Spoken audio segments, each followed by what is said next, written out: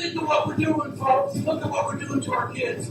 We graduate from college in South Dakota with a larger percentage of our students in any state in America with college debt, about $25,000 a year. They come into a market with the lowest wages. 31% of Americans today make $11 an hour or less. It's almost 40% in South Dakota. My God. That's about a third below poverty level. That's what our kids are coming out to. Listen to this one, education. Listen to this one. About 60% of the kids who graduate from high school in the United States, South Dakota is a little bit higher, not much, go on to college. Want to know how many graduate from college that go on? 3 out of 10. Those that go on to technical school, we graduate 25 out of 100. When you add those together, we are graduating less than 1 out of 4 of our high school graduates from college. It is why this is the first generation in the history of America that is less educated than their parents. Shame on us. It's my generation. I'm embarrassed by that.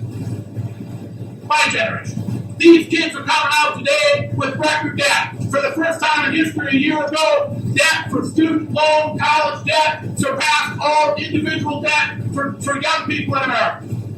What are we doing, folks? What are we doing? In South Dakota, Dennis Daugaard and Mike Rounds before it collectively have raised tuition 70%. 70%. Why? So that our kids can come out and have the lowest wage jobs in America?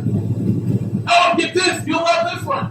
Dennis Daugaard's solution, in the same year that he voted to cut, or he set a bill to cut funding for vocational education in South Dakota.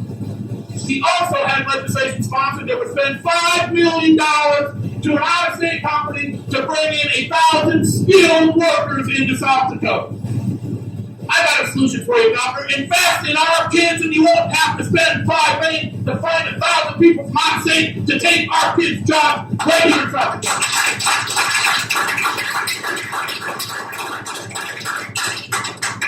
And the problem is he can go on and on. Last in American teacher pay, last in American for people expenditures. There are kids, folks. I believe it's not rhetoric to me. They are our greatest resource. I teach for a living. I teach not just at Harvard. I teach in Spain every winter at the IESE Business School. I teach in Kenya, Africa. I teach in Romania. Those kids, they're getting it, folks.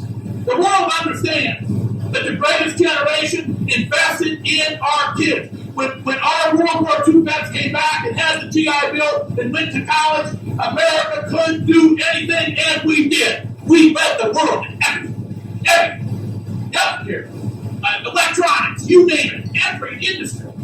Off the charts. Because we invested in our people. And yes, we should have.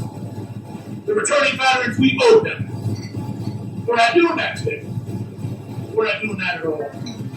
And as a consequence, we are falling further and further and further behind. Folks, we can't sustain it.